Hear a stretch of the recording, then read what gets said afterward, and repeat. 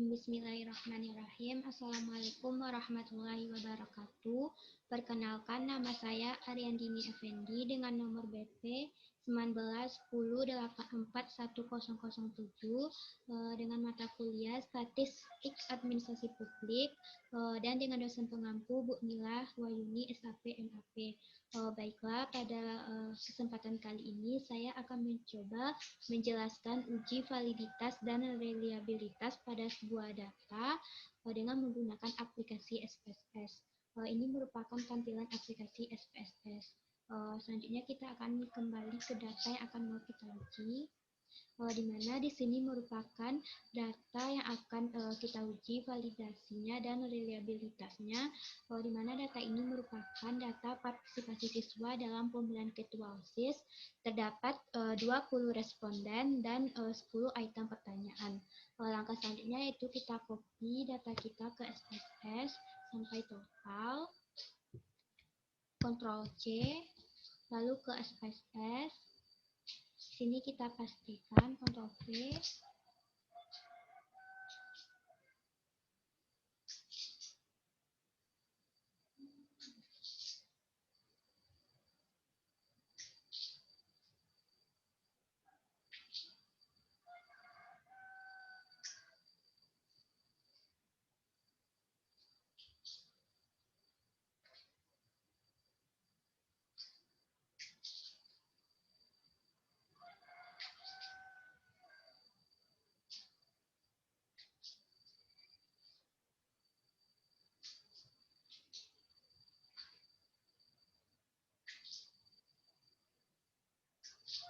Nah, teman-teman, di sini adalah data yang telah kita pindahkan ke SPSS. Lalu kita ke variable view.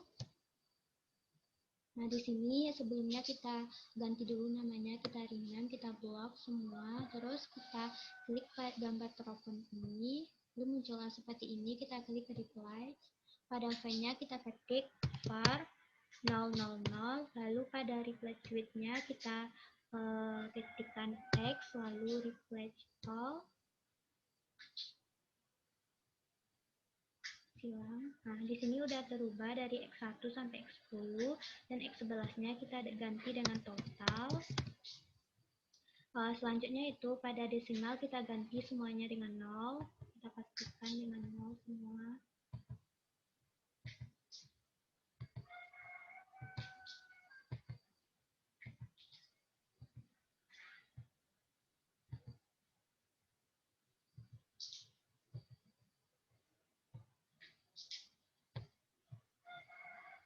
Nah, lalu kita kembali ke data view. Nah, di sini udah dapat kita lihat bahwa namanya udah terganti jadi dari X1 sampai ke X10 sampai total. Lalu langkah selanjutnya untuk uji validasi dan reliabilitasnya yaitu pertama kita analyze, lalu correlate, bivariate.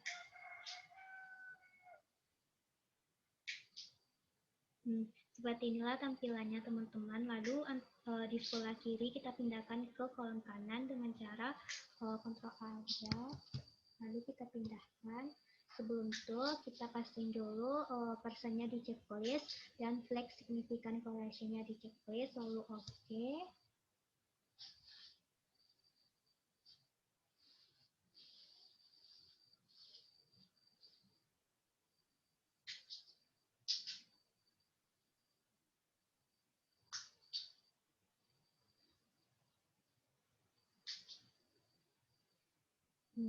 Ini adalah outputnya teman-teman. Jadi dari output inilah yang akan kita interpretasikan dalam tabel uji validasi kita. Di sini saya udah coba bikin interpretasikan.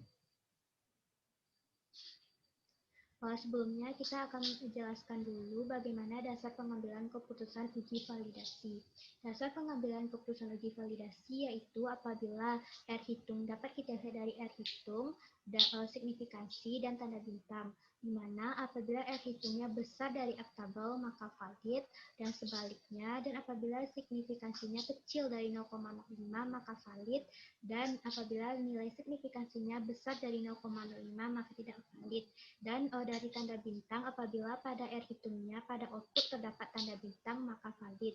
Dan selanjutnya yaitu dasar pengambilan keputusan uji reliabilitas sendiri, yaitu data dikatakan reliable bila current batch alpha-nya besar dari 0,6. Jadi di sini kita akan kembali ke output kita. Nah,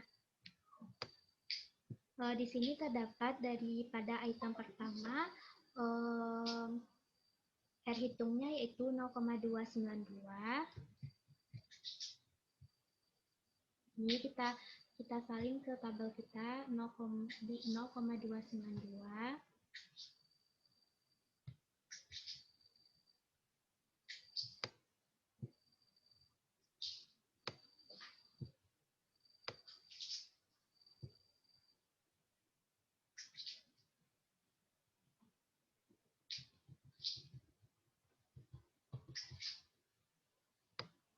Nih, pada item kedua, R hitungnya yaitu 0,445, 0,445, 3 yaitu 0,536. Ini kita salin ke 3, 0,36 sampai seterusnya sampai ke item 10 yaitu R hitungnya 0,6657, 0,6657.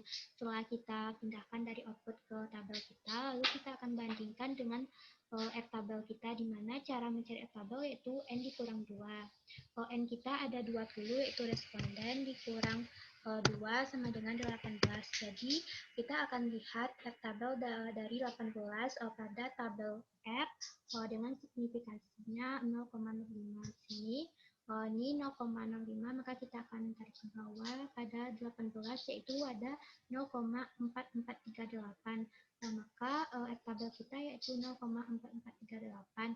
Maka kita copy dan kita pindahkan ke tabel kita, tabel uji validasi kita. Jadi ini udah saya pindahkan semua nih sampai ke 10, lalu kita bandingkan, di mana apabila R hitung besar dari R tabel maka keterangannya itu valid. Jadi pada pertama 0,292 ini kecil dari 0,4438 maka di keterangan tidak valid. Sedangkan pada item 2 0,445 besar dari 0,4438 maka valid, dan pada item 3 0,536 R hitungnya itu besar dari 0,4438 maka valid. Jadi seterusnya sampai pada item 10, di mana pada item 10 R hitungnya 0,657 besar dari R tabel sendiri yaitu 0,448 maka valid. Jadi cara selanjutnya kevalidan data juga dapat kita lihat dengan melihat nilai signya, yaitu membandingkan nilai sig dengan 0,05. Nilai sig ini dapat kita lihat pada output pada SPS kita tadi. Nih, misalnya pada item pertama di sini nilai signya ada 0,211. Seterusnya pada item 2 nilai signya ada 0,49. Jadi kita akan salin ke data tabel kita di sini.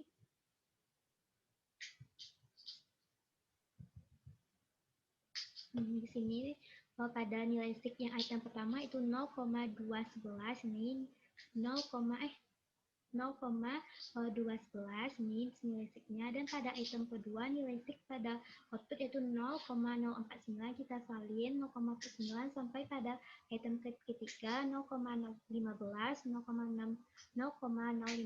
sampai pada item 10, di mana pada item 10 nilai signya yaitu 0,002. Setelah kita salin semua ke tabel ini, maka setelah itu kita akan bandingkan nilai tersebut dengan 0,05, di mana apabila nilai signifikansinya itu kecil dari 0,05 maka valid, dan sebaliknya. Pada item pertama 0,211 ini besar dari 0,05, maka tidak valid sesuai dengan dasar pengambilan keputusan ini. Lalu pada item kedua 0,049 ini besar besar kecil dari, maksudnya 0,049 ini kecil dari 0,05, maka valid dan sesuai dengan dasar keputusan. Begitupun dengan pada contoh yang selanjutnya, itu pada item ke-8 di mana 0 ini kecil dari 0,05, maka keterangannya valid, teman-teman. Dan selanjutnya dapat kita lihat dari tanda bintang, di mana pada R hitung di output juga terdapat tanda bintang. Kita lihat dari sana itu. Jadi ini pada item pertama di R hitungnya gak ada tanda bintang, maka kita bikin tidak ada. Lalu pada item kedua, ini pada item kedua, yaitu di R hitungnya 0,445 ada tanda bintang, maka kita bikin ada. Di sini kita ketikkan ada. Seterusnya sampai ke item 10 di mana pada R hitungnya 0,6657 ada tanda bintang, maka ada.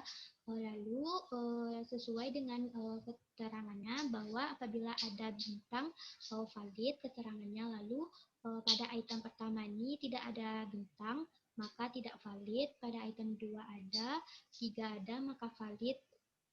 4 ada, 4 tidak ada, maka tidak valid. Dan pada item yang kelima kita cek kembali. Kelima,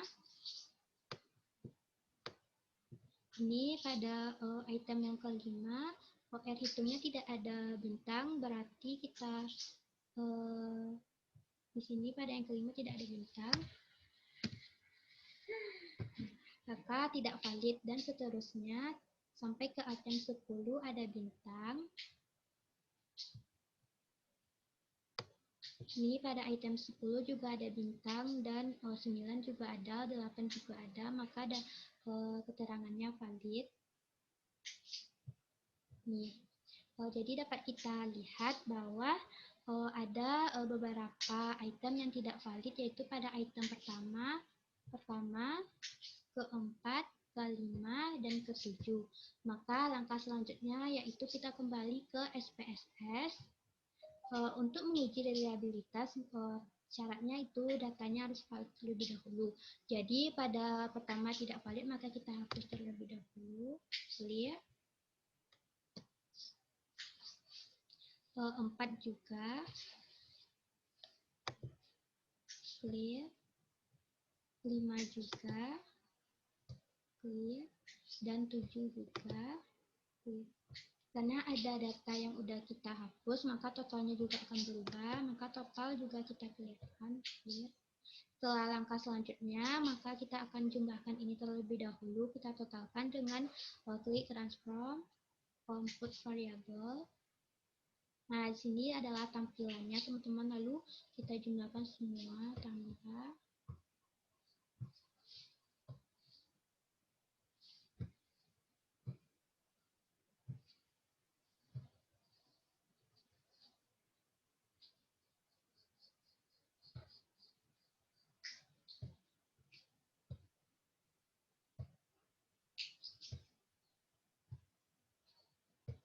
Setelah kita bikin di sini, lalu pada target variabelnya kita klikkan x underscore total. Setelah itu baru oke. Nah, di sini udah ada totalnya. Lalu kita lihat variabel atau enggak variabelnya data kita ini dengan cara analyze, scroll, reliability analysis. Nah, di sini pada kolom kiri kita pindahkan ke kanan, semuanya kecuali total.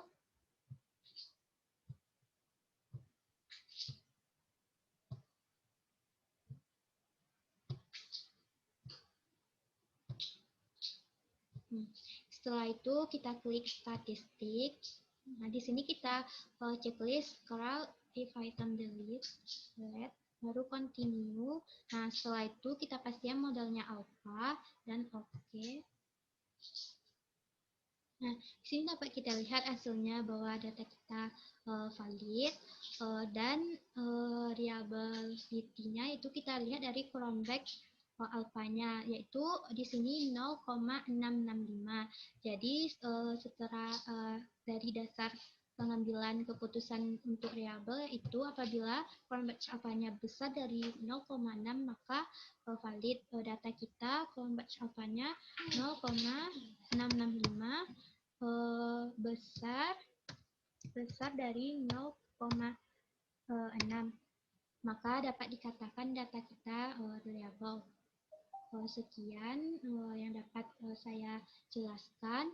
Mohon maaf atas segala kekilafan dan kekurangan. Bila taufiq wal hidayah. Wassalamualaikum warahmatullahi wabarakatuh.